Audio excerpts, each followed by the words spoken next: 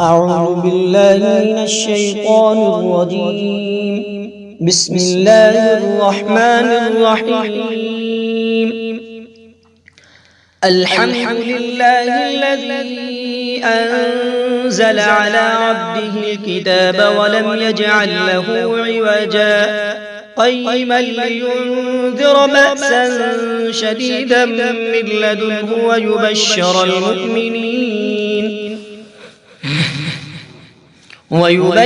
المؤمنين الذين يعملون الصالحات أن لهم أجرا حسنا ماكثين فيه أبدا وينذر الذين قالوا اتخذ الله ولدا ما لهم به من علم ولا لآبائهم كبرت كلمة تخرج من أفواههم إن يقولون إلا كذبا فلعلك باخع نفسك على آثارهم إن لم يؤمنوا بهذا الحديث أسفا إنا جعلنا ما على الأرض زينة لها لنبلوهم أيهم أحسن عملا وإنا لجاعلون ما عليها صعيدا جرزا أم حسبت أن أصحاب الكهف والرقيم كانوا من آياتنا عجبا إذ أوى الفتية إلى الكهف فقالوا ربنا آتنا من لدنك رحمة وهيئ لنا من أمرنا رشدا فضربنا على آذانهم في الكهف سنين عددا ثم بعثناهم لنعلم أي الحزبين أحصى لما لبثوا أمدا نحن نقص عليك نبأهم بالحق إنهم فتية آمنوا بربهم وزدناهم هدى وربطنا على قلوبهم إذ قاموا فقالوا ربنا رب السماوات والأرض لن ندعو من دونه إلها لقد قلنا إذا شططا هؤلاء قوم اتخذوا من دونه آلهة لولا يأتون عليهم بسلطان بين فمن أظلم ممن افترى على الله كذبا وإذ اعتزلتموهم وما يعبدون إلا الله فأووا إلى الكهف ينشر لكم ربكم من رحمته ويهيئ لكم من أمركم مرفقا وترى الشمس إذا طلعت تزاور عن كهفهم ذات اليمين وإذا غربت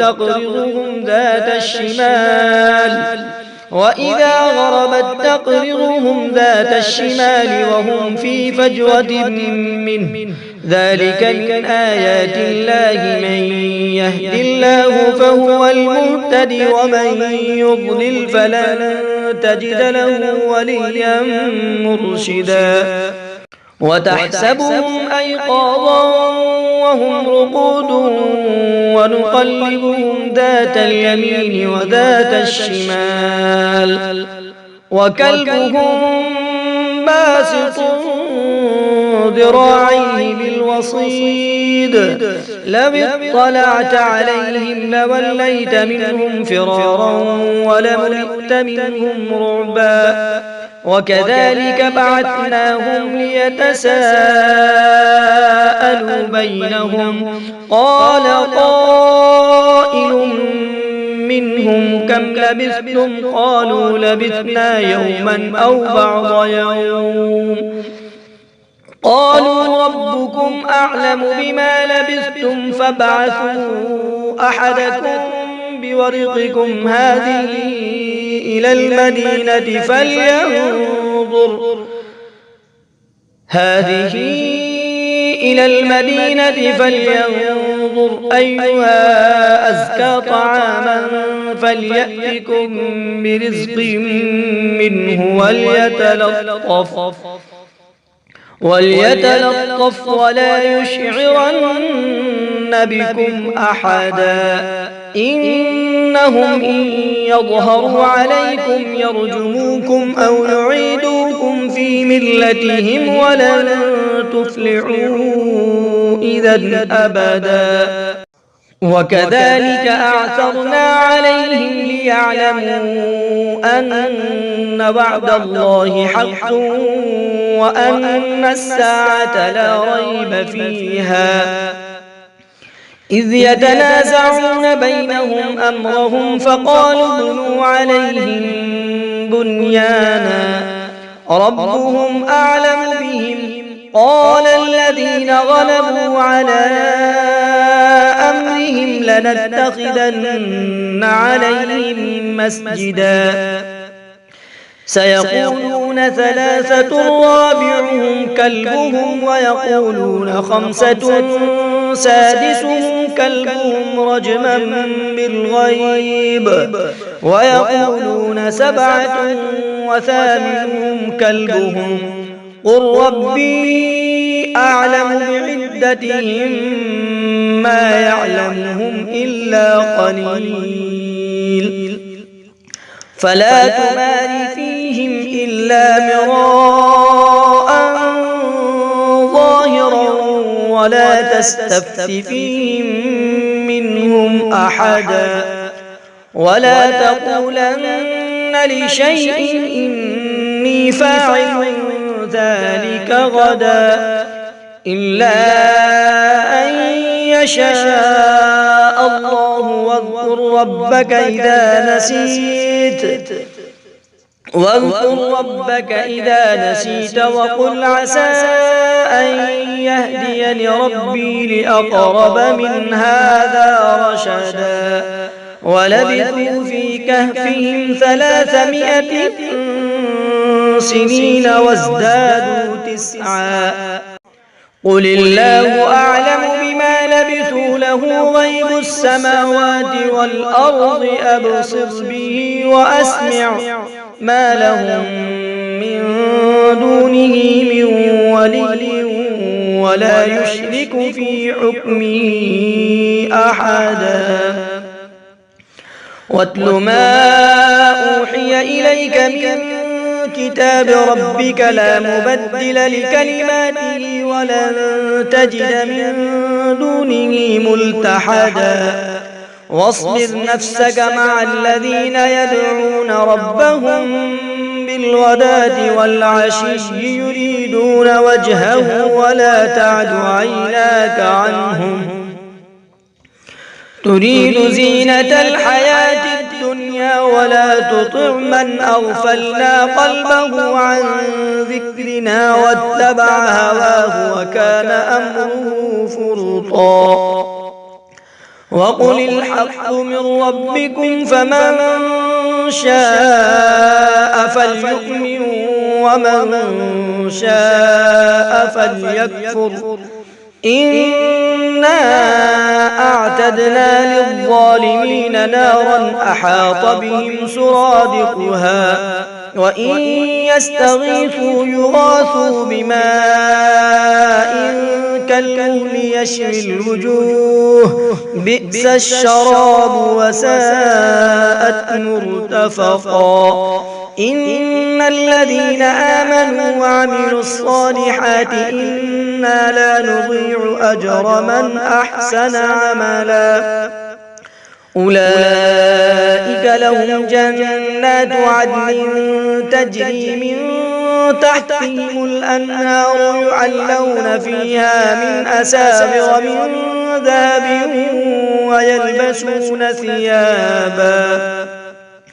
ويلبسون ثيابا خضرا من سندس واستبرق متكئين فيها على الأرائك ورائك نعم الثواب وحسنت مرتفقا. واضرب لهم مثل الرجلين جعلنا لأحدهما جنتين من أعناب وحففناهما بنخل وجعلنا بينهما زرعا. كلتا الجنتين آتت أكلها ولم تظلم منه شيئا وفجرنا خلالهما نهرا. وكان له ثمر فقال لصاحبه وهو يحاوره أنا أكثر منك مالا وأعز نفرا. ودخل جنته وهو ظالم لنفسه قال ما أظن أن تبيد هذه أبدا وما أظن الساعة قائمة ولئن رددت إلى ربي لأجدن خيرا منها منقلبا. قال له صاحبه وهو يحاوره أكفرت بالذي خلقك من تراب ثم من نطفة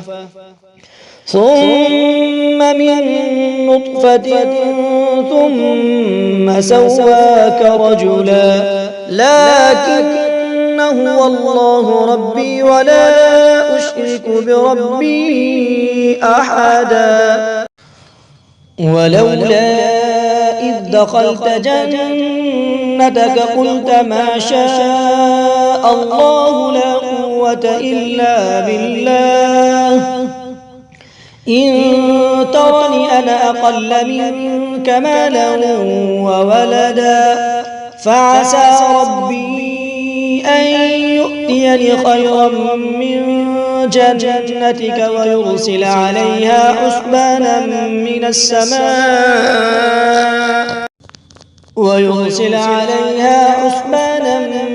السماء فتصبح صعيدا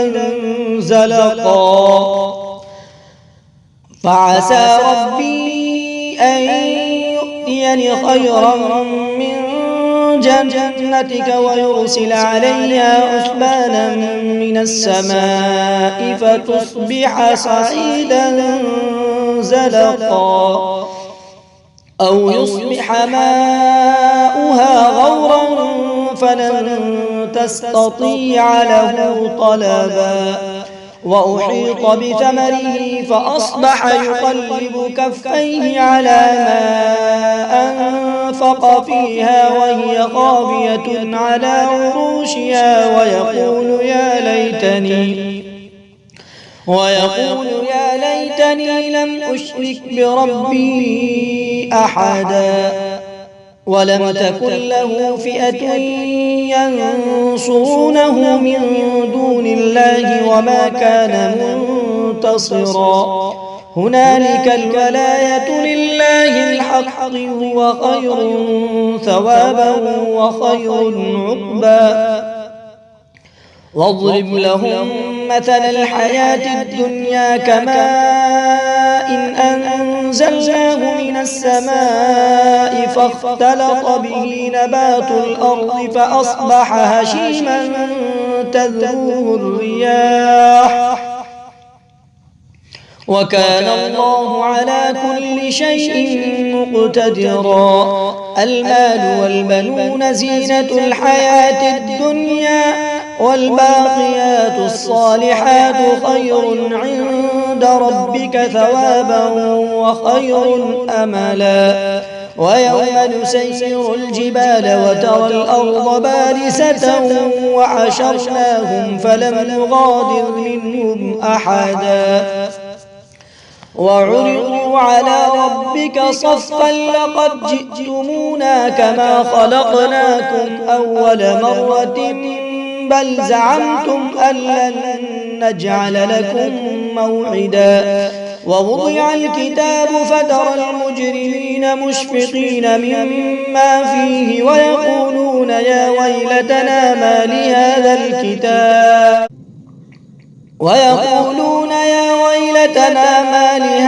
الكتاب لا يغادر صغيرة ولا كبيرة إلا أحصاها ووجدوا ما عملوا حاضرا ولا يظلم ربك أحدا وإذ قلنا للملائكة اسجدوا لآدم فسجدوا إلا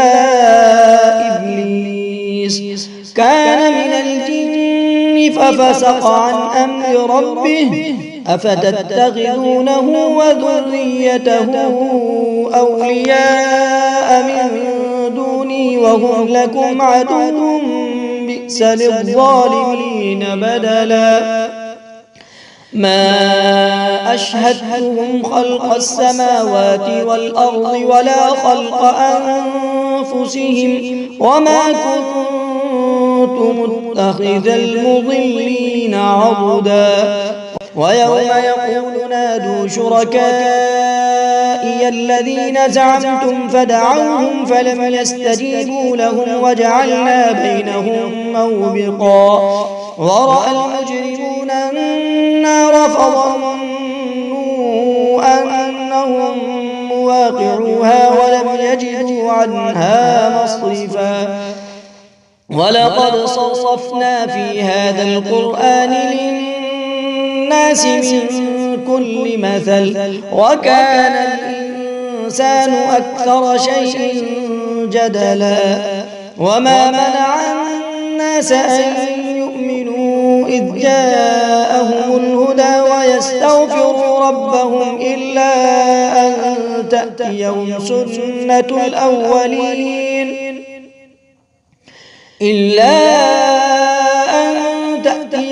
سنة الأولين أو يأتيهم العذاب قبلا وما نرسل المرسلين إلا مبشرين ومنذرين ويجادل الذين كفروا بالباطل ليدحضوا به الحق واتخذوا آياتي وما أنذروا هزوا ومن أظلم ممن ذكر بآيات ربه فأعرض عنها ونسي ما قدمت يداه إنا جعلنا على قلوبهم أكنة أن يفقهوه وفي آذانهم وقرا وإن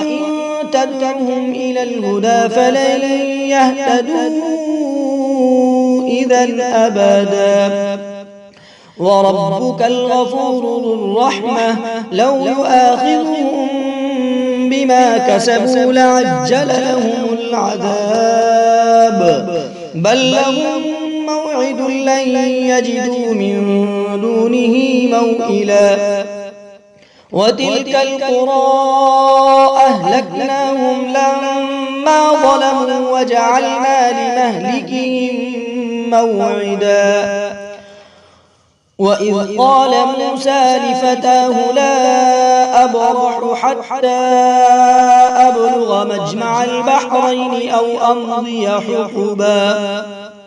فلما بلغا مجمع بينهما نسيا حوتهما فاتخذ سبيله في البحر سربا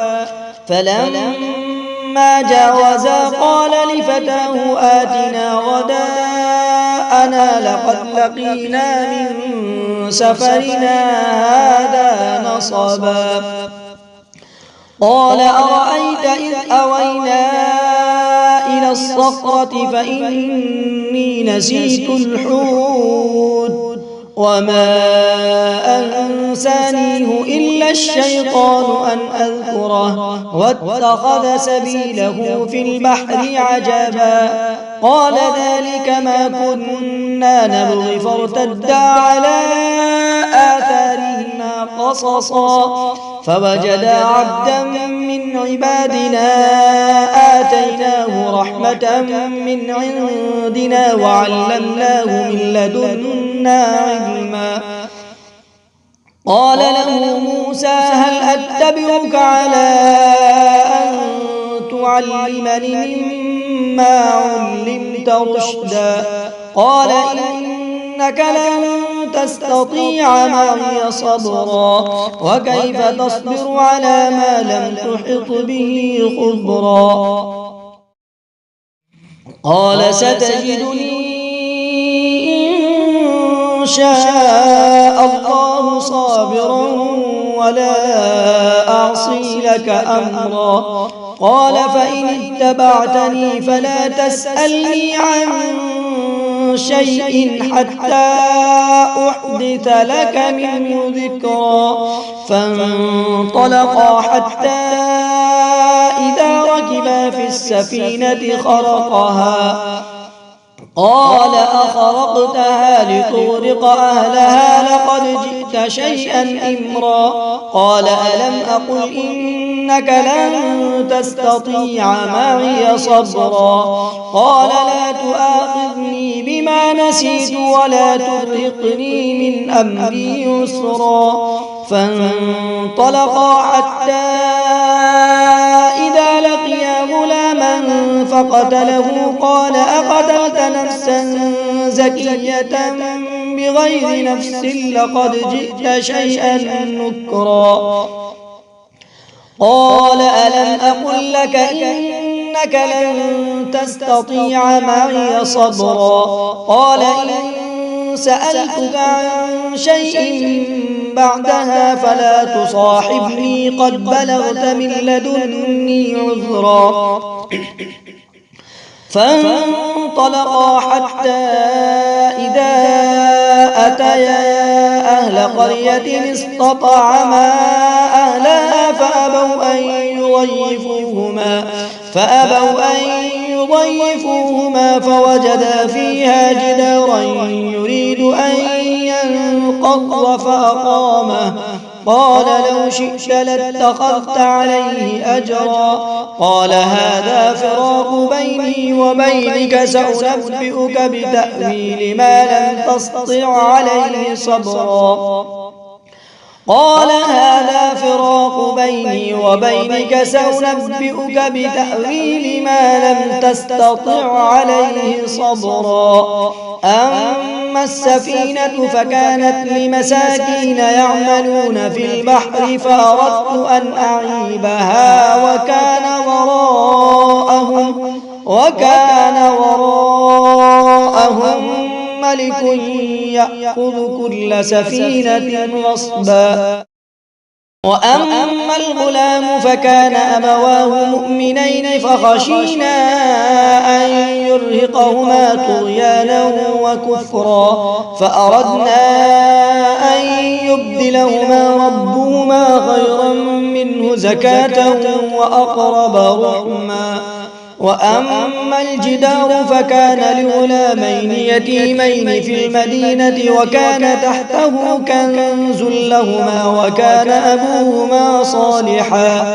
فأراد ربك أن يبلغا أشدهما ويستخرجا كنزهما رحمة من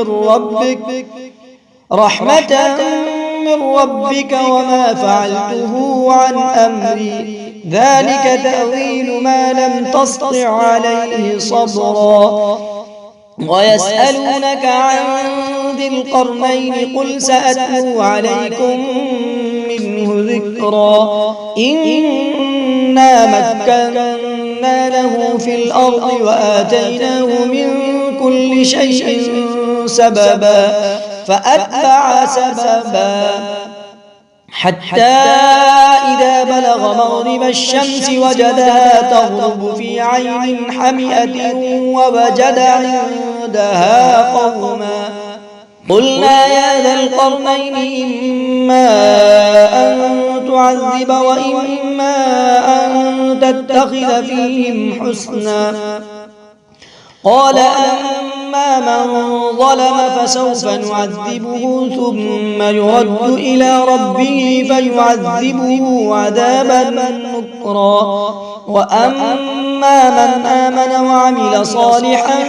فله جزاء الحسنى وسنقول له من أمرنا يسرا ثم أتبع سببا حتى إذا بلغ مطلع الشمس وجدها تطلع على قوم لم نجعل لهم من دونها سترا كذلك وقد أحطنا بما لديه خبرا ثم أتبع سببا حتى إذا بلغ بين السدين وجد من دونهما قوما لا يكادون يفقهون قولا قالوا يا ذا القرنين إن يأجوج ومأجوج مفسدون في الأرض فهل نجعل لك خرجا على أن تجعل بيننا وبينهم سدا قال ما مكنني فيه ربي خير فأعينوني بقوة أجعل بينكم وبينهم ردما آتوني زبر الحديد حتى إذا ساوى بين الصدفين قال انفخوا حتى إذا جعله نارا قال آتوني أفرغ عليه قطرا فما استطاعوا أن يظهروه وما استطاعوا له نقبا قال هذا رحمة من ربي فإذا جاء وعد ربي جعله دكاء وكان وعد ربي حقا وتركنا بعضهم يومئذ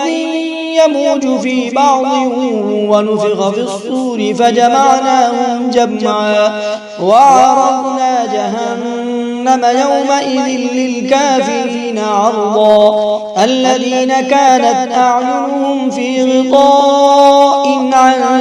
ذكري وكانوا لا يستطيعون سمعا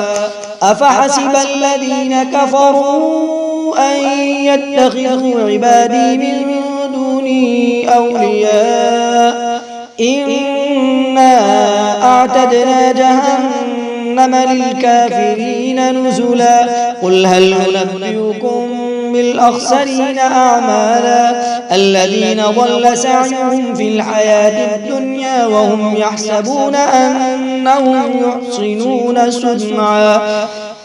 أولئك الذين كفروا بآيات ربهم ولقائه فحبطت أعمالهم فلا نقيم لهم يوم القيامة وزنا ذلك جزاؤهم جهنم بما كفروا واتخذوا آياتي ورسلي هزوا إن الذين آمنوا وعملوا الصالحات كانت لهم جنات الفردوس نزلا خالدين فيها لا يبغون عنها حولا قل لو كان البحر مدادا لكلمات ربي لنفد البحر قبل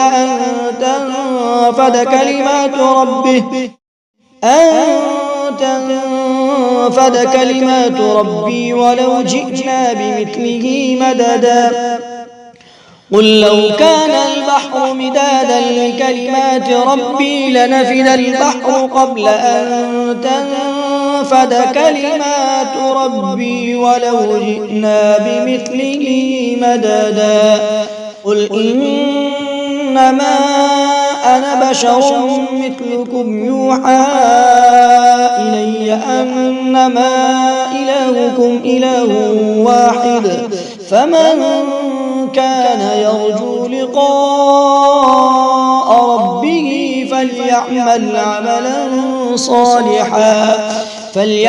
عملا صالحا ولا يشرك بعبادة ربه أحدا.